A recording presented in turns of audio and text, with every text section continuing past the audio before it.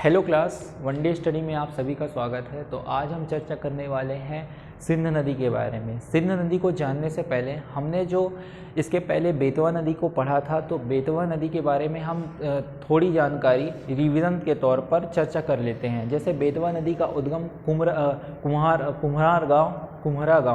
कुम्हरा गांव रायसेन से हुआ है। 590 किलोमीटर की लंबाई तय करके हमीरपुर डिस्ट्रिक्ट उत्तर प्रदेश में यमुना नदी से मिल जाती है। बात कर ली जाए परियोजनाएं की, तो इसकी महत्वपूर्ण परियोजनाएं हैं सम्राट अशोक परियोजना, राजघाट परियोजना, माता टीला परियोजना, परीक्षा परियोजना। ये 4 प्रमुख परियोजनाएं हैं। और बात कर ली जाए इसके किनारे जो प्रमुख शहर और धार्मिक स्थल हैं, तो बात कर ली जाए तो पहला भोजपुर है, फिर सांची है, फिर विदिशा है, फिर चंदेरी है, फिर उसके बाद ओरछा है। तो ये प्रमुख धार्मिक स्थल और शहर थे। इसके साथ ही बेतवा का आइलैंड किसे कहा जाता है, तो बेतवा का आइलैंड कहा जाता है देवगढ़ के किले को, जो कि कहाँ है, उत्तर प्रदेश में। इस नदी को बुंदेलखंड की गंगा और साथ में प्रदूषण के आधार पर मध्य प्रदेश की गंगा भी कहा जाता है। तो ये थी बेतवा नदी के बारे में जानकारी। आई होप कि आप इसके पहले वाला वीडियो देखे होंगे, तो आपको पता होगा बेतवा नदी के बारे में। तो अब बात करेंगे अपन सिंध नदी के बारे में। तो सिंध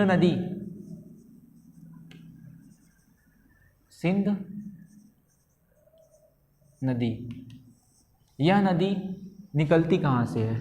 यह नदी निकलती है लटेरी तहसील विदिशा, लटेरी तहसील विदिशा, इसका ये उद्गम है। और यह जालौन डिस्ट्रिक्ट या फिर जिला में यमुना नदी से मिल जाती है। यह नदी 470 किलोमीटर की लंबाई तय करती है। कितनी? 470 किलोमीटर की लंबाई तय करके यमुना नदी से मिल जाती है। इसके किनारे रतनगढ़ का मेला और साथ में सनकुआं का मेला लगता है। लेकिन है कहाँ, लगता कहाँ है?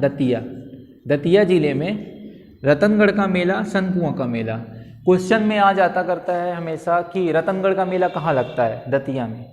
लेकिन यहीं पास अगर पूछ लिया जाए रतनगढ़ का मेला किस नदी के किनारे लगता है, तो वो कहाँ लगता है? सिंध नदी के किनारे। रतनगढ़ का मेला और सनकुआं का मेला सिंध नदी के किनारे लगता है। दतिया कहाँ पास है? दतिया यहाँ पास है। ये दतिया है, दतिया यहाँ पास है।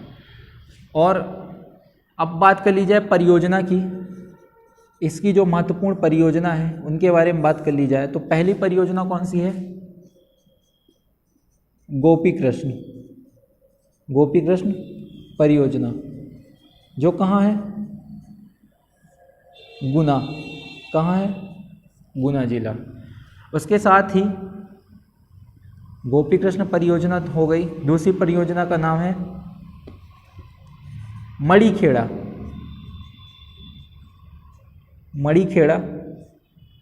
परियोजना। ये कहाँ है? शिवपुरी। ये कहाँ है? शिवपुरी। मड़ीखेड़ा परियोजना को मोहनी